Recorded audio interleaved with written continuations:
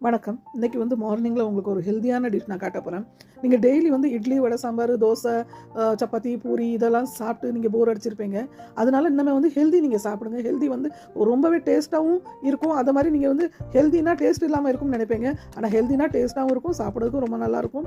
அதனால நான் இப்படி ரெசிபீஸ் பண்ணியிருக்கேன். நான் சன்னா மசாலா பண்ணியிருக்கேன் பாருங்க. ட்ரை ரொம்ப டேஸ்ட்டா இருக்கும். அது கூட ஒரு கிளாஸ் பால். இது மார்னிங் நாஷ்டாவுக்கு. இந்த சன்னா மசாலா ட்ரை நீங்க சப்பாத்தி கூட சாப்பிடலாம். நீங்க பூரி கூட சாப்பிடலாம். எது கூடனாலும் சாப்பிடலாம். ஆனா வெறும் இது கூட சாப்பிட்டீங்கன்னா ஹெல்த்துக்கு ரொம்பவே நல்லது. நான் என்னோட பையன் ஜிம்முக்கு போறனால என்னோட பையனுக்காக வேண்டி, என்னோட ஹஸ்பண்ட்காக வேண்டி நான் இப்படி ஹெல்தியான சாப்பாடு நான் கொடுத்துக்கிட்டு இருக்கேன். அது ரொம்பவே நல்லது. நானும் இதான் சாப்பிட்றேன். நீங்களும் இதை செஞ்சு சாப்பிடுங்க. ரொம்ப நல்லாயிருக்கும்.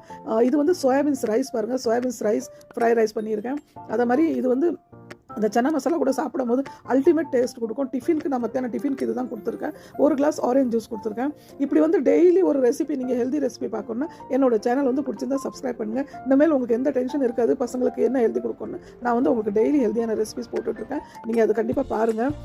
என்னோட சேனல் பிடிச்சிருந்தா நீங்கள் சப்ஸ்கிரைப் பண்ணுங்கள். இதை மாதிரி நிறைய ரெசிபிஸ் வரும் பாருங்கள். அது அந்த ரெசிபிஸ் ரொம்ப அல்டிமேட் டேஸ்ட் கொடுக்கும். ஜிம்முக்கு போகிறவங்களுக்கு ரொம்பவே பெனிஃபிட் கொடுக்கும். டயட் இருக்கவங்களுக்கு ரொம்ப நல்லது. நன்றி, வணக்கம்.